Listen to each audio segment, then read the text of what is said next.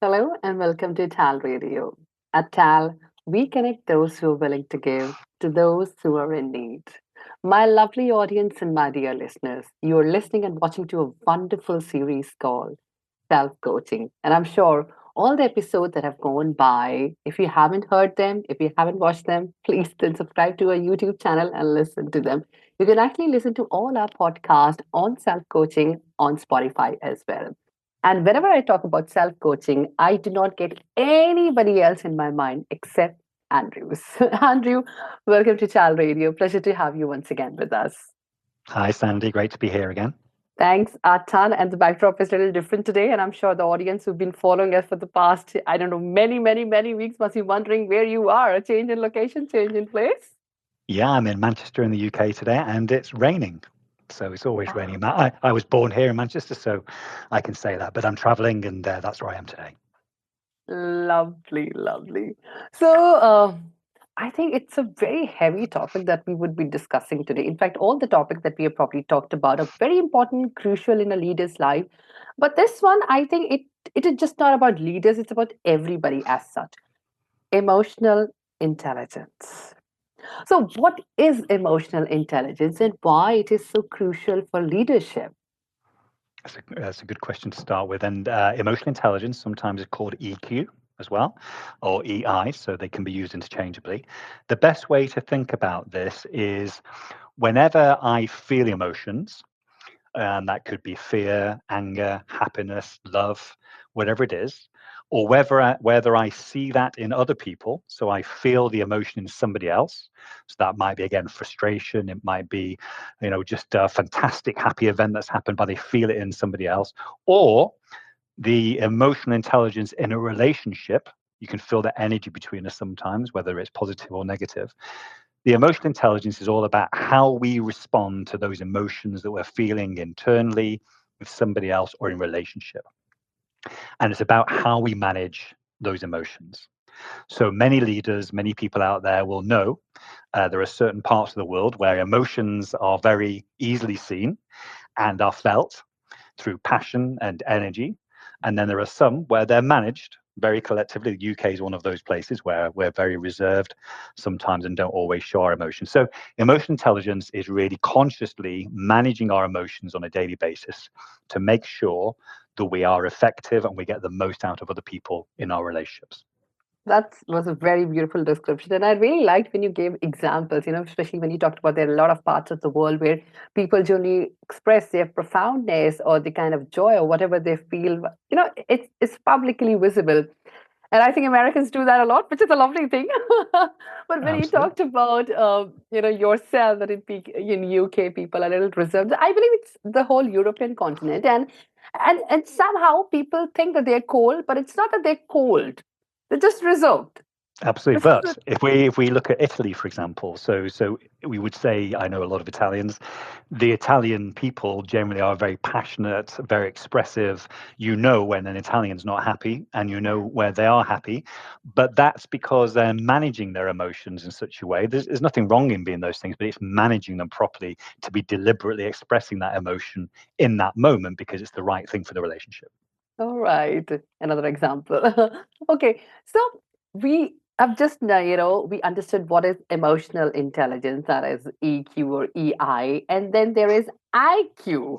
I have, there's always a comparison between two, but how does it really affect leaders? I mean, this EQ and IQ. If you look at how leaders were rewarded and promoted in the past, it was, and I know this is very true for India as well as it is in the UK and the West, a lot of people were promoted because of how intelligent they were, how much information they had, what they did with the information, which university they went to. That's all changing now, and that did favor men a lot of the time because of the privilege that men had in terms of university. So IQ is our ability to measure how intelligent we are in processing information. EQ or EI is a measure of how we actually are managing our emotions without any intelligence. We don't need to have intelligence to be able to manage our emotions effectively. So the best way to think about it is IQ is about rational thinking and how I process information from intelligence. Don't need emotions to do that. And EQ is all about how I manage the emotions, the irrational things that come up in human beings. Now, most leaders who are very successful need both. In the past, too many leaders relied on IQ, and that's what they're rewarded for. Not anymore. More women in leadership positions now are managing their EQ much more effective than men do. And I would argue that mainly women do it far more effective than men do in terms of managing their emotions. And we're seeing now more parity in people being rewarded in leadership positions because they have both in terms of how they show up into work. Beautiful and really nice to know that, that how, things have evolved over the time and they've evolved for better. Than just not IQ, which really matters, technically a holistic approach towards life. So emotions really do play a very important part in a professional life as well. Amazing. Thanks for that insight. So I just wanted to know, like, is emotional intelligence, is it an inbuilt trait? Like, are we born with it? Or can we imbibe it even if we aren't emotional? Yeah. So if you think about when we're born and when we're young, we are all born with the ability to be human and to express emotion and manage those emotions. This goes back a little bit to what we talked about with Who Am I in a previous episode. What happens to us then as children either will give us a lens about how we're taught to manage our emotions by our parents or our role models or guardians, or we're not taught how to do that and our emotions just come out and we can't really manage them effectively. So our childhoods does affect how we actually manage emotions. So yes, we're born with emotional intelligence. We tend to lose the ability to display emotional intelligence as we are going through our childhood. And then if we practice it, which we'll talk about later, we can regain that skill to be emotionally intelligent through practice, through getting support, and just by putting more space in our lives to understand how emotions appear and how to manage them. So we're born with it and we can manage it later on in life more effectively. We are born with it and we can actually learn it. In fact, when we were just mentioning about all these things, that we can practice it, we can learn it, we can manage things. I don't know, at least in Indian society there's something very common. It used to be once upon a time that men don't cry. But nowadays, it's just okay. It's just an emotional outburst. It could happen to anybody, and men are no different. They're also human beings, after all, just like women are. So, absolutely. So, you can really imbibe and you can actually manage your emotion in that way. Wonderful. And when we talk about leaders, do you feel that leaders can actually cultivate self awareness in daily lives? Can they be aware of the surrounding and what's happening with them and their lives? Although they are in control, but can they be more self aware about it? Absolutely. And let's compare again the IQ versus the emotional intelligence. So, if I'm purely displaying IQ to be a leader because I'm the brightest person in the room and I understand everything that's going on, I'm acting in a rational way and I'm probably not aware about how I'm impacting other people in the room. I'm displaying my intelligence, my superiority, but I don't really know how people are feeling about what I'm saying.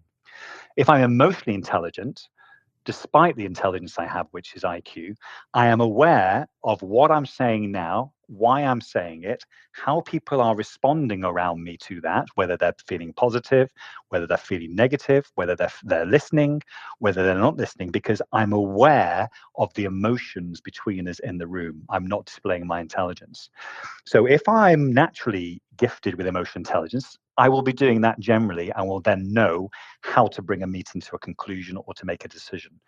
If I'm not emotionally intelligent because I'm relying on my IQ, the best way to practice and build the muscle is to actually stop, pause, see what's going on, and just feel what's going on within me as a person. Am I feeling tense? Am I feeling free? Am I feeling as though there's some kind of energy in the room that's difficult?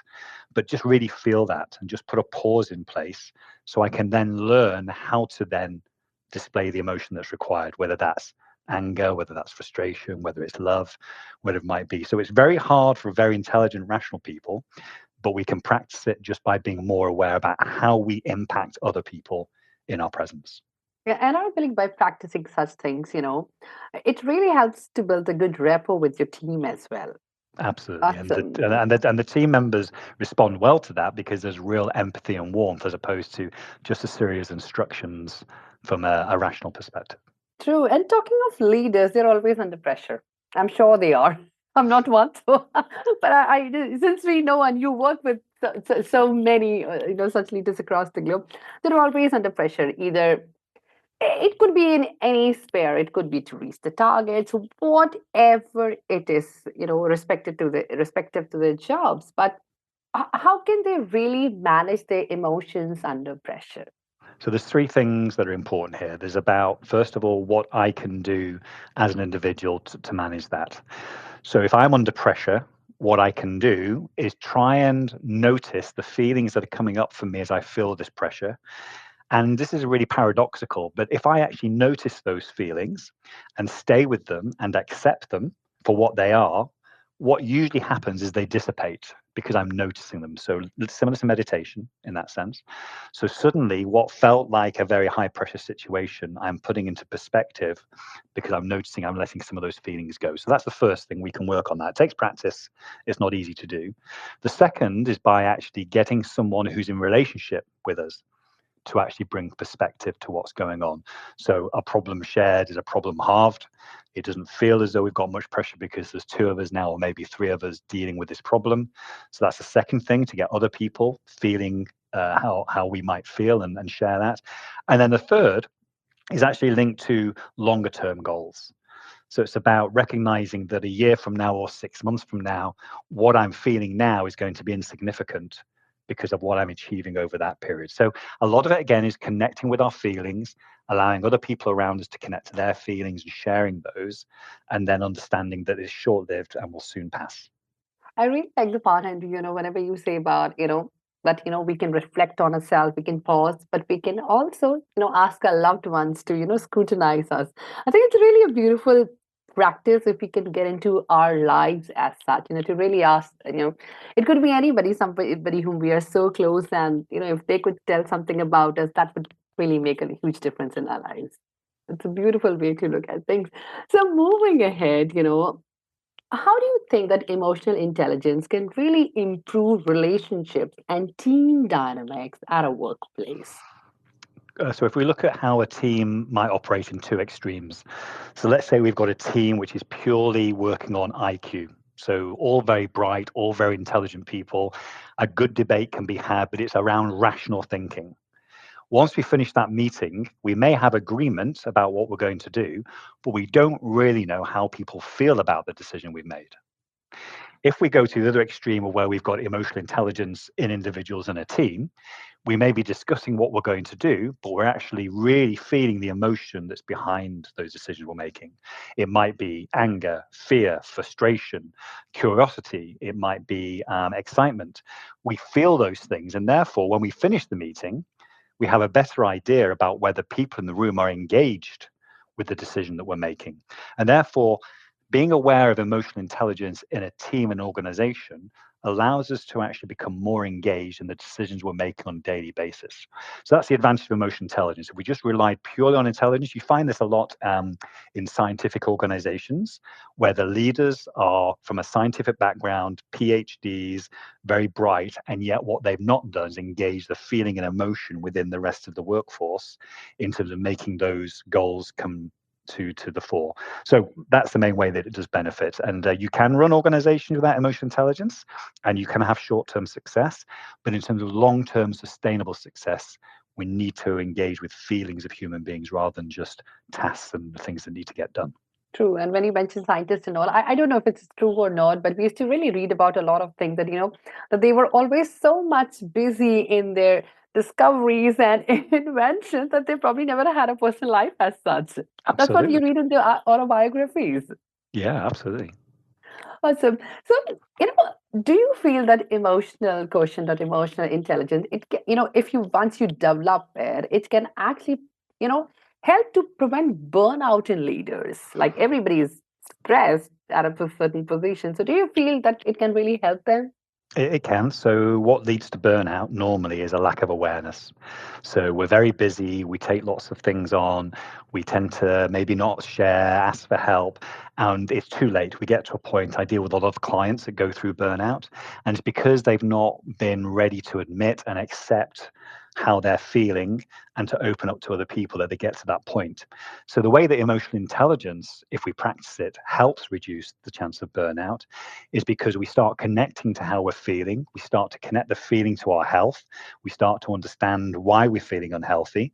And then we can start to put space in our lives to regain that balance, that energy that we need.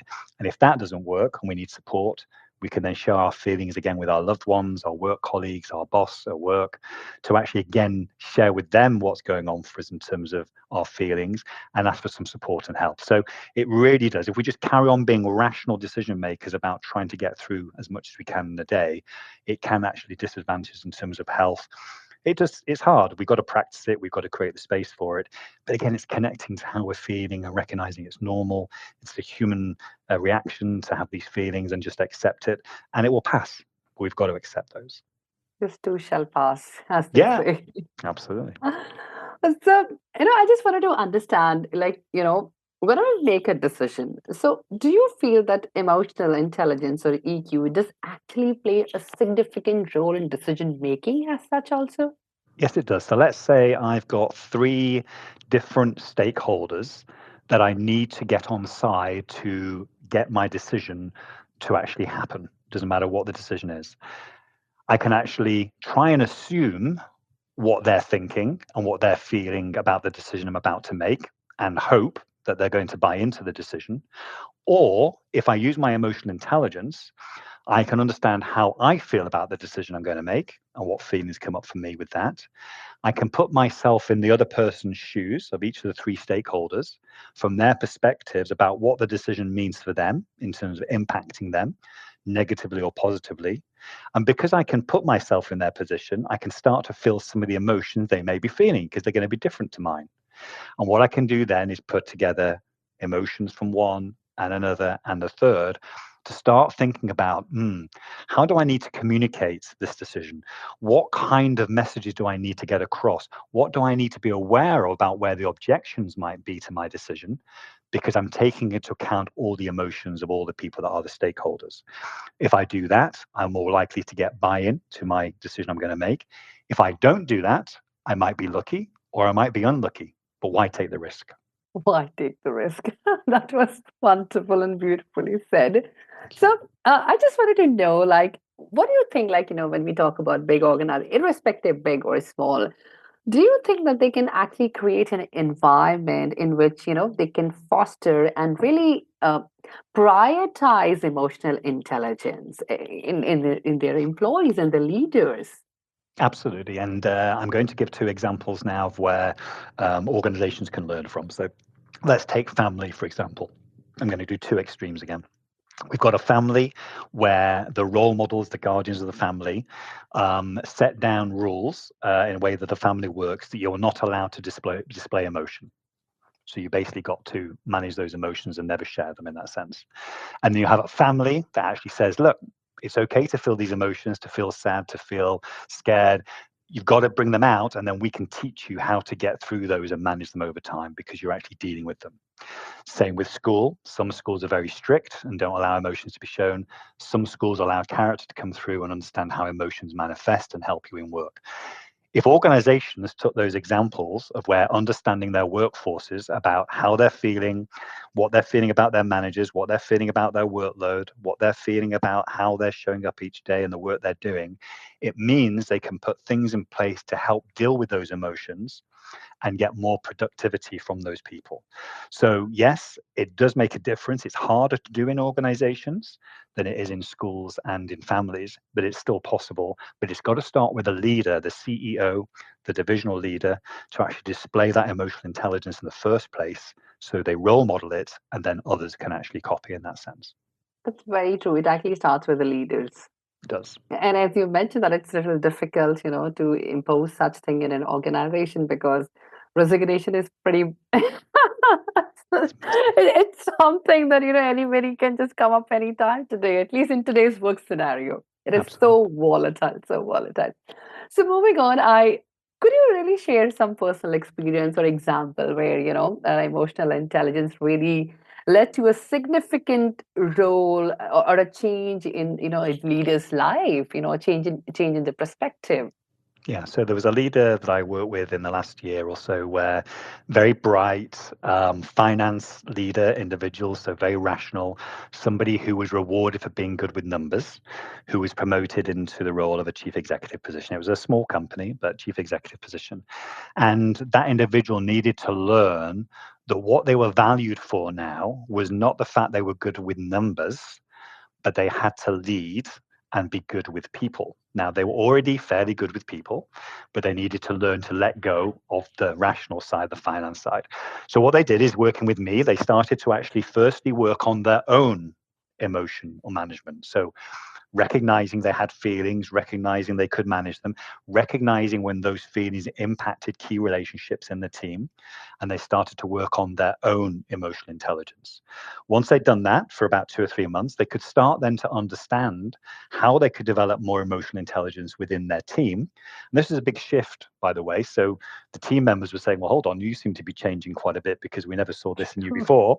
But what was great about that is that the team then had to start stepping up to actually manage their own emotions and the way they showed up in the whole team and learn from each other. So this was a transformation over about 12-month period where the chief financial officer moved into the CEO role and started to change. Now, the interesting thing about this story is it also impacted this individual leader's life at home, because it just doesn't happen in work. Once you start to build emotional intelligence as a muscle, it means you improve your relationships at home because you start to really think about what is the impact of me working late? What is the impact of me not being present at home in terms of the relationships? And so also improve their relationships with their family members as well.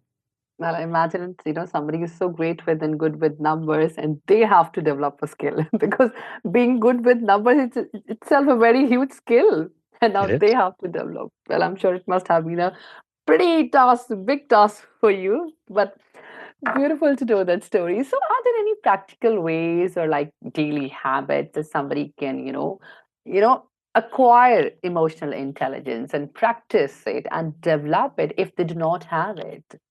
And we all have it. It's about whether it's suppressed and whether it actually doesn't come out. We don't allow it to come out. So the best way is to be in relationships more. So you can have a little sandbox mentality. So maybe try with friends first, and actually ask, your loved ones, people that you're close to, what do you think about, do I express my feelings? How do you know when I'm feeling sad, or how do you know when I'm feeling happy? And just asking that question is quite interesting. You get some interesting feedback. Well, sometimes I don't know if you're being closed with me or whether you're being totally open with me. And it's not bad or good. It's just getting a sense of where you are right now. So that's a good thing to start with. The second thing then is to maybe keep a journal. Some people like to keep a diary or use your phone to actually just start making a note of some of the feelings that come up for you on a daily basis, and just start naming them, whether that's anger, fear, frustration, happiness, elation, love, whatever it might be. But just start making a note of them so you do recognize you are feeling these things and start to recognize when you feel these things. So that's the second thing. And then the third thing I think is linked to education and learning. And there's a great book by I think it's David Goleman. So any of Goleman's work is really useful. The best book is to go and look is Emotional Intelligence. So it's by Daniel Goleman, not David. Daniel Goleman, which is Goleman. So he wrote a book called Emotional Intelligence. And then he wrote another book, which is about emotional intelligence in relationships, called Social Intelligence. So if the listeners and viewers want to learn about those two topics, they're probably the best books to read. Educate yourself, have some fun in relationships, and then become more aware about how you're feeling. Awesome. So you told us about the habits, the daily practices. I mean, simple habits, but I'm sure they'll lead to great changes in your life, and the book that we can refer to. And of course, the importance of being emotionally intelligent, at least in today's world, it should be a priority. So thank you so much, Andrew, for shedding light and throwing this amazing, giving us this beautiful perspective on emotional intelligence, why it is so important for leaders. I hate to see you go, but I have to let you go. And is there any way that people can reach out to you? Because I'm sure a lot of people must be feeling burnt out, as probably listening to us right now, also, the leaders who are listening to us. If they really want to reach out to you, what is that most convenient way? Yeah, the best thing to do is just go to andrewtallents.com. Go to LinkedIn and you can type Andrew Tallents in there. There's only one of me on LinkedIn, and you can see all my content on there. So they're probably the two best ways to find me. Awesome. Great. Thank you so much for your time and have an amazing day. And my dear lovely listeners and my lovely audience, thank you so much for tuning into Tal Radio and watching us on our YouTube channel. Thanks a lot. Have a great day ahead.